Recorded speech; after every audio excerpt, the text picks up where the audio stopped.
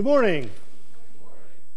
This is the place of the 40-minute sermon in 35 minutes normally, or 20, 30 minutes. Today it's going to be the 45-minute sermon in 20 minutes. So please hold on. We're going to talk real fast. We'll keep on going, and you just follow along, and we'll be finished through, and no problem at all.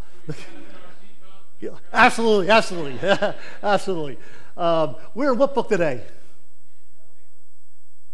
Book of Exodus with Moses. So you can go right there if you want, Exodus chapter 2, and we'll be looking at that. I want to review just a few things. First of all, the sermon, some of the stuff we take in the sermon is from Chuck Swindoll's book, so I just want to give him credit that if you want to look at it, don't read ahead or you'll hear everything twice, but that's okay. The second time around, it's good. Not everything is from that, but we do use his book for somewhat of a source. So I just want to give credit where credit is due. So some things in the sermon you hear come from there. Some of them are our own and mixed from just the word and other resources. So I just want to bring that up. I want to review quickly the last couple of weeks with Pastor Scott just to kind of set the setting for where we're going. Week number 1 plan had 3 pharaohs to take care of the Israelites. Plan A was enslave and inflict them. When that didn't work, with all the stuff they were doing, his second plan B was have the midwives eliminate the male babies.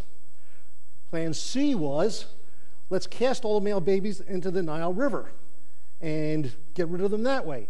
And it didn't work. Now, there were a couple questions I want to answer from your sermon. You didn't know the answers last week, so I'd like to provide those for you, just so we have that kind of thing. First of all, did Jochebed disobey Pharaoh? Yes or no? I say no. She did cast Moses into the Nile River, just inside a basket. So technically she obeyed Pharaoh. The second thing is you didn't imagine how she could keep him quiet for like 3 months or whatever, or 3 months that was taking place. I've got the answer. She called him Mosetta and dressed him in pink. Because they were only killing the male babies, right? So as long as she could everybody think she had a girl, there'd be no problem. So those are my 2 answers. So we'll move on to week number 2 that we had. And last week it was Moses was hidden, okay? Second part was he was adopted, and he went from the ghetto to the palace. Today, we're going to do the 3rd week in chapter 2, and it's Moses deported, and he goes from the palace to being deported to the desert. So that's kind of an overview of where we've gone the first couple of weeks as we've looked at this particular section. I'd like to start off with today, and maybe you can answer this question. There's a bunch of, we're going to have like a murder mystery today. Now, there's a lot of TV shows that have to do with murder mysteries. Give me some of the names of some of those. What is it? Which one? Criminal Minds, okay. Another one. Which one? How to Get Away with Murder, okay. NCIS. CSI. What else? Anybody else? Which one? I don't know that one. I didn't pick it right up. You watch too much TV. Nah. Huh? Father Brown. Oh yeah, I remember that. Yes, I forget what the name was called. That series. You remember that series? The priest that was always going through. Yeah. Murder, She Wrote. I was waiting for that. Murder, She Wrote. Okay. Well, you probably saw a few of them come up there. I think they kind of disappeared off the screen there. You missed one though. There was a picture up there that you missed. Did you get it? Were you watching me or were you watching there? Did you maybe you missed it? It was an automatic slide. Think older. Think Ironsides. Think the same character, go back older. Perry Mason, of course. Can't miss Perry Mason, right? It is, yes. We record it so my wife can watch it while she's folding clothes. I used to back in Oregon. When I took my break, I always took it from 12:30 to 1 o'clock so I could collect the last half of Perry Mason show. So I'd watch that in the break room while I was doing lunch. But today we have our own murder mystery. And today's murder mystery has to deal with a famous character, Moses. And it has, if you wanted to really enact it and go into all the depths, it has all the this devilish aspects of some of these murder shows we've talked about and some of the things that are coming on. We're looking in Exodus. However, a majority and a better explanation, or I'm saying a more detailed explanation, is in the book of Acts. So I'd like you to all take the book of Acts with me and take a look real fast. In fact, take out your pew Bibles, unless you have New American Standard. Let's just read this through real fast and get the perspective on it, then we can just kind of mention it. It's on page 1302. So pull out the pew Bibles, okay? Because we're going to read them responsibly, which means you've got to read. Okay, so page number 1302, we're going to read verses 20 to 29 of Acts chapter 7. And this passage is Stephen giving a defense for what he is, for being stoned. They're about to stone Stephen, and he's giving a defense of why he believes in Jesus Christ, who goes through a history. So we're all going to stand and read. So please pick out the Bible that's in front of you. Let's stand, okay? Page 1302. I'll read the first verse. You read the second. I'll read the third. We're going to start at verse 20, the very last verse on the page. Read loud enough so the person next to you can't hear you. You can't hear them, and it'll work out fine. We're going to use the New American Standard. So if that's the Bible you bring, you can use it. Otherwise, use the Pew Bible. So I will start with verse 20. And it was at this time that Moses was born, and he was lovely in the sight of God, and he was nurtured 3 months in his father's home.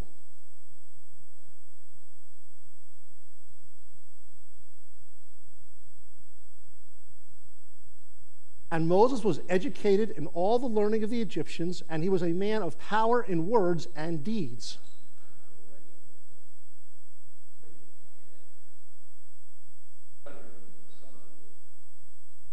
And when he saw one of them being treated unjustly, he defended him and took vengeance for the oppressed by striking down the Egyptian.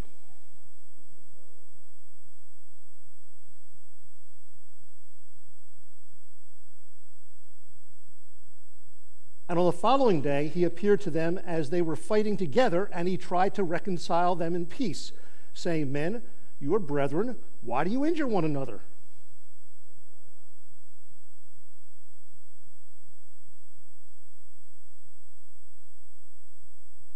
You do not mean to kill me as you killed the Egyptian yesterday, do you?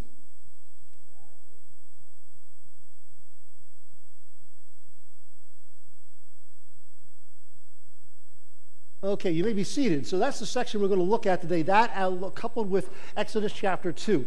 Now there's 5 points in here, 5 things that we want to bring out just in telling this story, and then we're going to go back and look at a couple of lessons.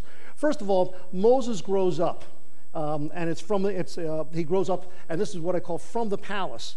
And his whole growing up experience, if you look in Exodus and even in here, his whole growing up experience, the first 40 years of his life is engulfed in these words: when Moses had grown up.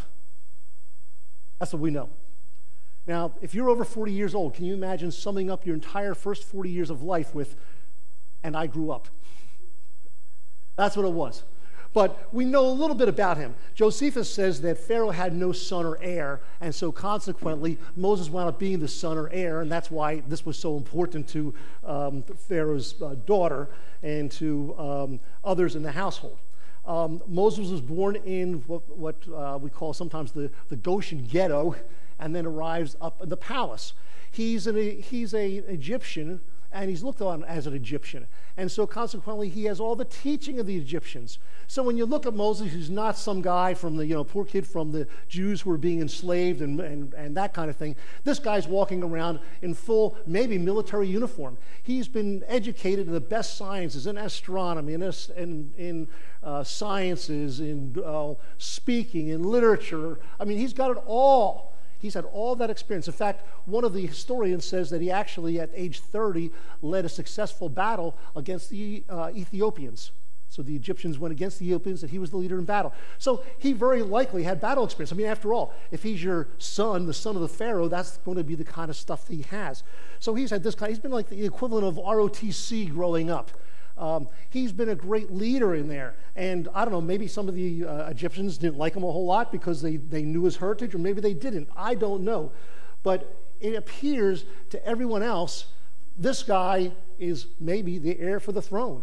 I mean, he is Pharaoh's son, as far as they're looking at things, or Pharaoh's grandson, you might say. And so he's looked at as Egyptian. He can't hide.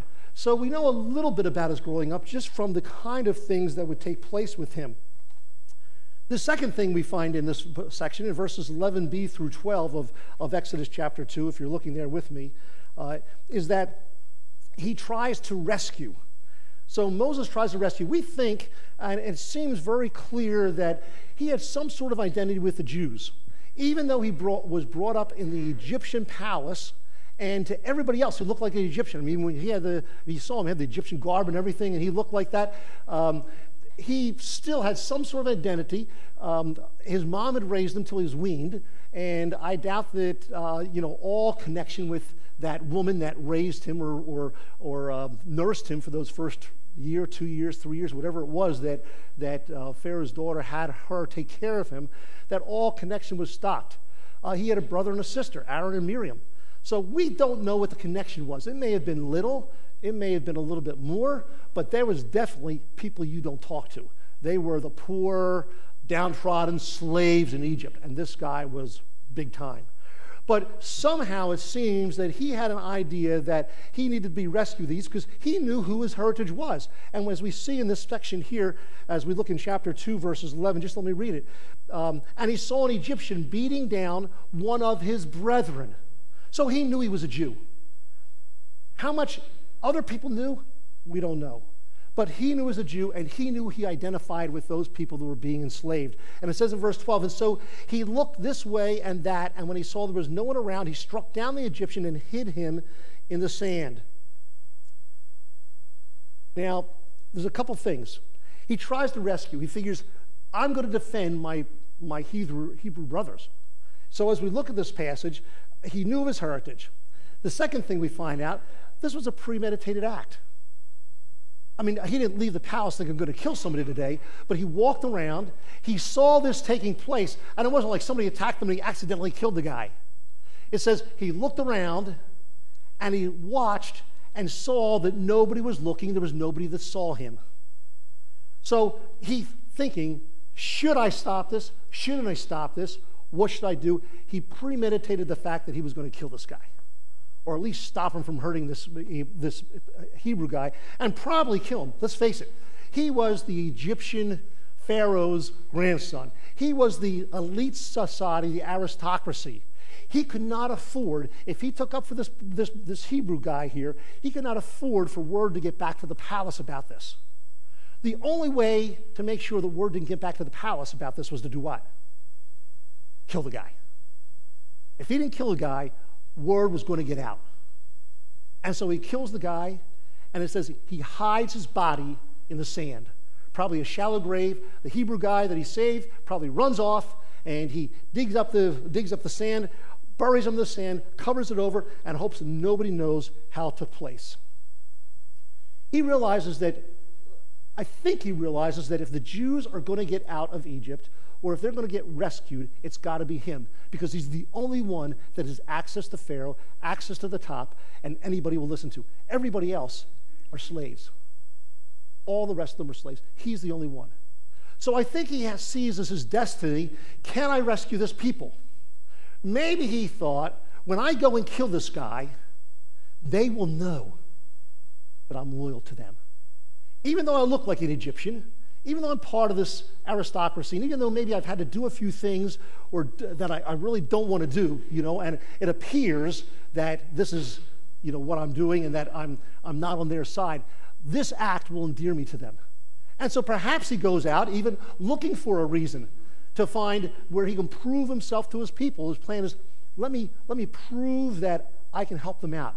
And so he finds this occasion, and he kills the Egyptian. He wants to do God's will. God's will is to free the slaves, right? He wants to do God's will, but he's trying to figure out how to do it in his timing and his way.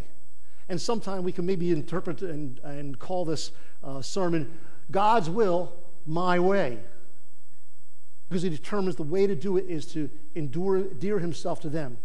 Doing something wrong to accomplish God's will is never right. You may even want to write that down. It's not in your notes as a place with a blank, okay? And I hope you all have those blanks and you're writing on those blanks, but you may want to write this. Accomplishing God's will, or doing something wrong to accomplish wills, or accomplishing God's will in a wrong way is never right. I'll give the most logical example that I've seen and I've heard a number of times. God wants me to be happy, and I'm not happy in my relationship, my marriage relationship. So he wants me to be happy. He wants me to have fun. So let me get out of this one, and I'll go find something that's better. It might be that God wants you to have a happy life, but not at the expense of doing something that's wrong.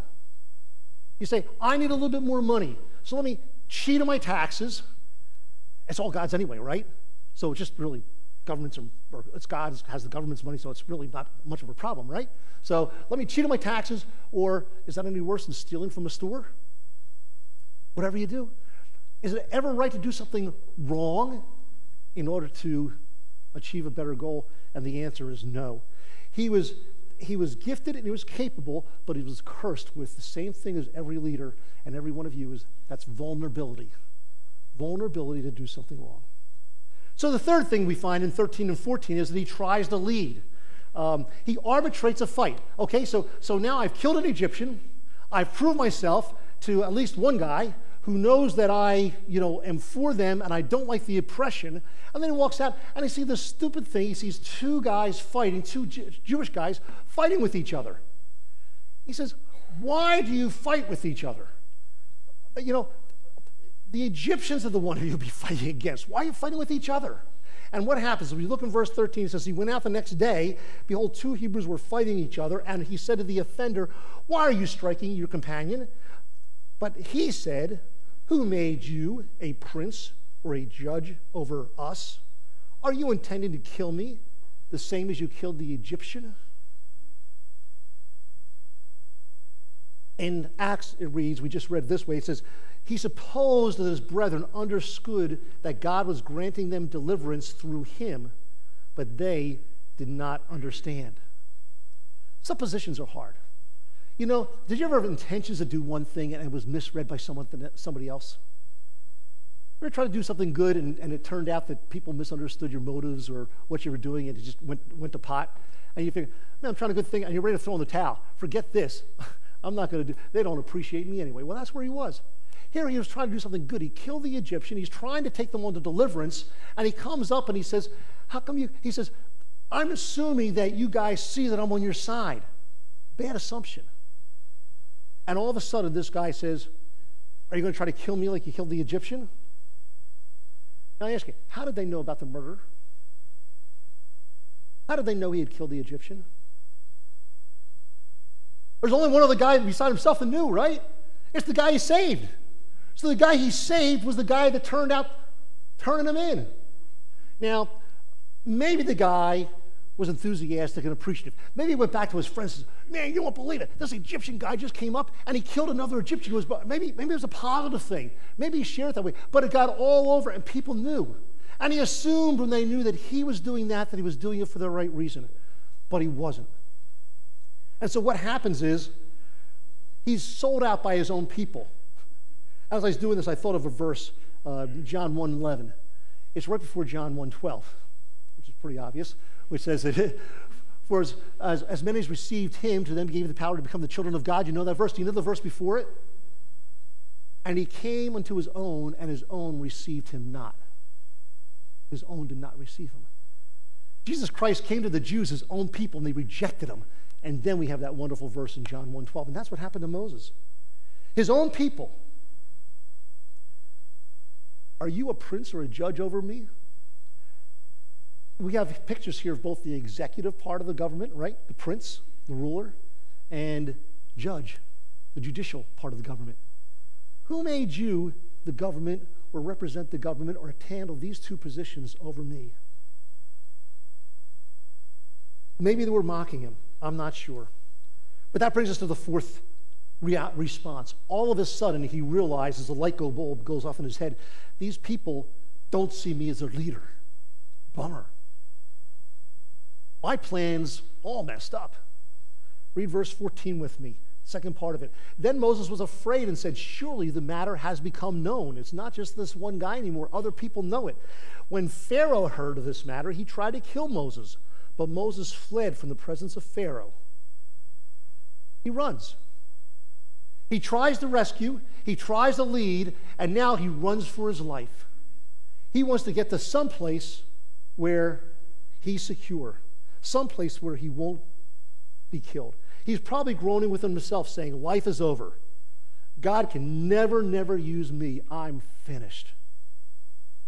Not only am I a murderer, not only did I premeditated murder somebody, but I also am running for my life, and my own people don't trust me.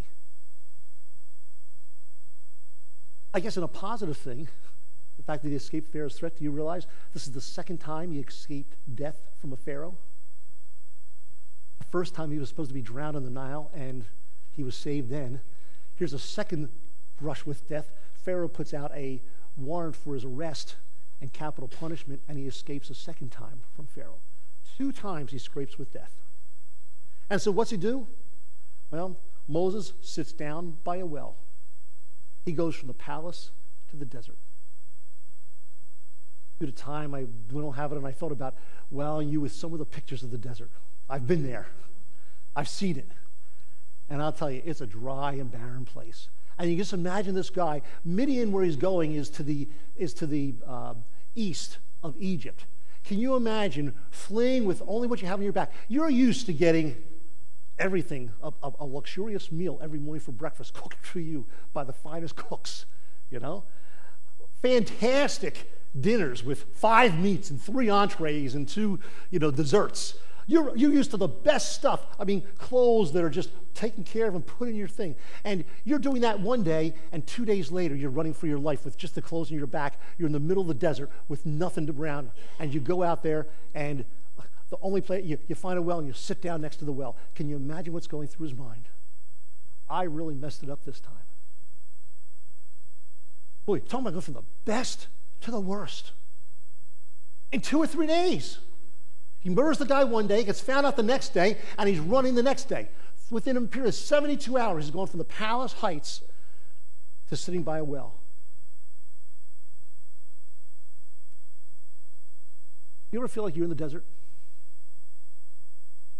You ever feel like things just are not going well for you? Family, finances. And sometimes you feel like, man, I haven't done anything wrong. Sometimes as a result of something wrong, like him. He was trying to do God's will. That was a good thing. But he wasn't doing it God's way or in God's timing. We need to look for God to guide us through these things. That doesn't mean, as we said last week, we don't plan. Plan in faith. You got over that plan in faith last week. I'm looking at this year and my schedule and what's happening. I'm thinking, it might be more faith than his plan for me. And maybe you feel the same way. There's the desert out there. Where are we going? Well, there's 4 things I'd like to share with you quickly, and this comes from Chuck Swindoll's book. 4 steps, reasons why he feels that, and we feel that Moses was not doing God's will in God's timing, but in Moses' timing. First thing is, there was an idea initiated by Moses, not God. God did not tell him to go out and kill the Egyptian. He figured he's going to endear himself to his family, his brethren, by doing something heroic on their behalf. He initiated the idea. It didn't come from God. The second step was, or reason was, that he had a procedure energized by the flesh. He dedicated himself to God's will, but not to the God whose will it was. You see? He was energized by his flesh to do what he wanted. God's timing is critical for God's will. And if we do the right thing at the wrong time, it's not right. I'll go back to marriage again. Is having sex a good thing? Yeah, if you're married. I mean, God says, multiply and populate the earth. How are you going to do that if you don't? But you know what? If you have it at the wrong time, it's wrong, right? It's something we're supposed to do in marriage, but it's something we're not supposed to do at a different time in our lives. And so it's not the act that's wrong, it's the timing. And it could be true with other things also. God's will can be energized by the flesh if we don't have the timing right. Esther, when she went before the king, if you remember back to the story of Esther, Mordecai said, go in and talk to the king even though he hasn't asked for you.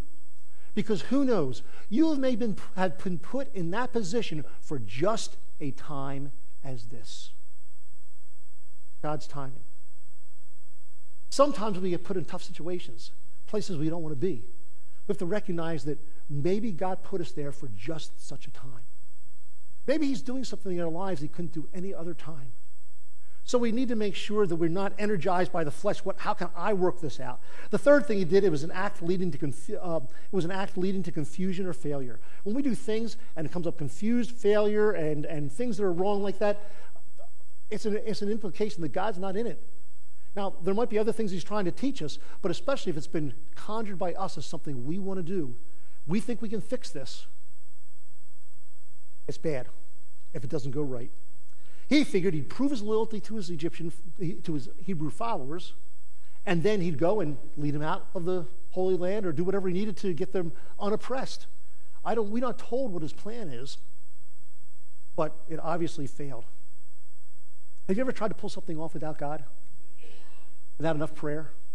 You did all the planning, you did everything you were supposed to do, but it just didn't quite come out right because we didn't have God involved.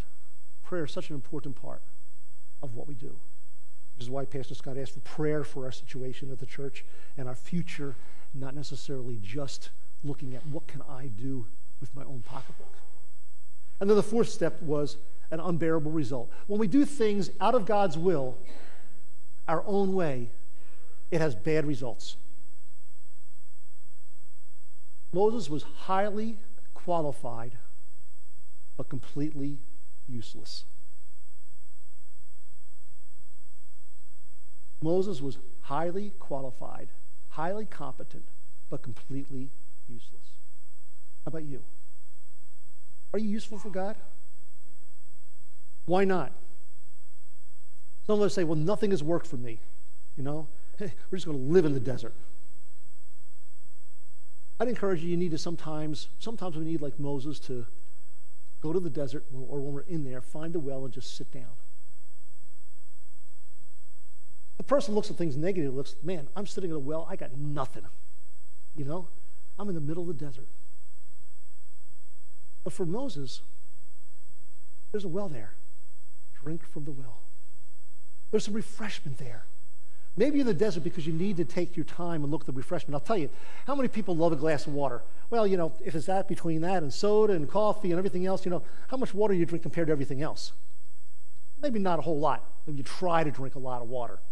But let me tell you, when you're sitting in a desert in 120-degree heat and you've just raced to get there because you're running for your life, that water tastes awfully good.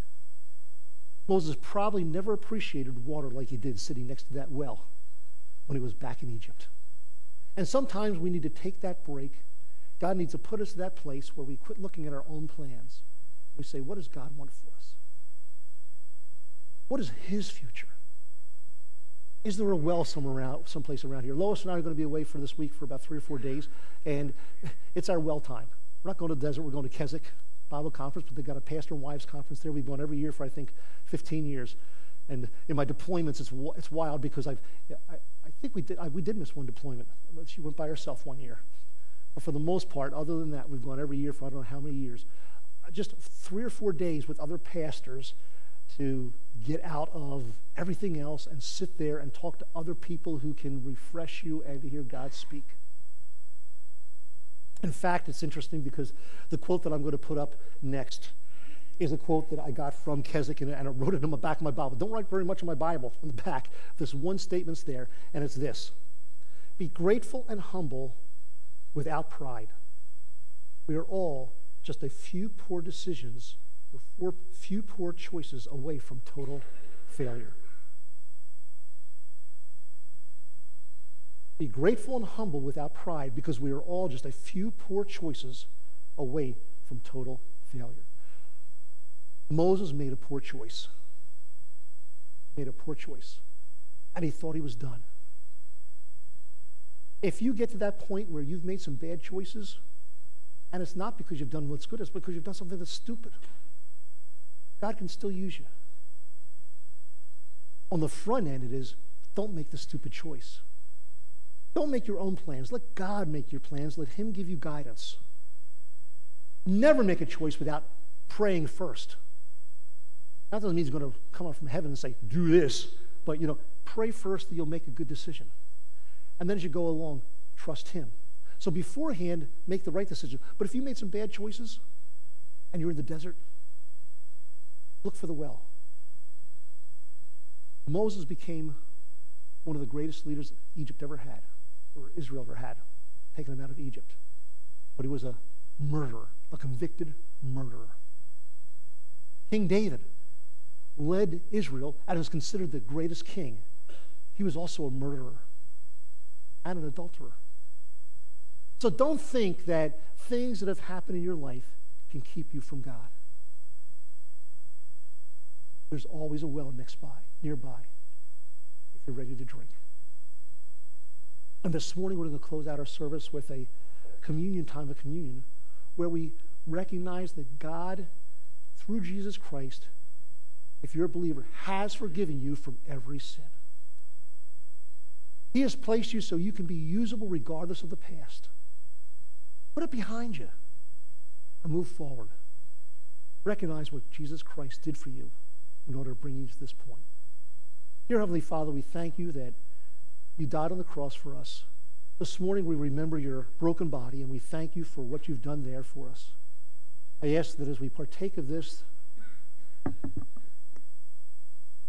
cracker, this matzah bread, that you'll help us to remember the suffering that you paid for on behalf of us. In Jesus' name, amen.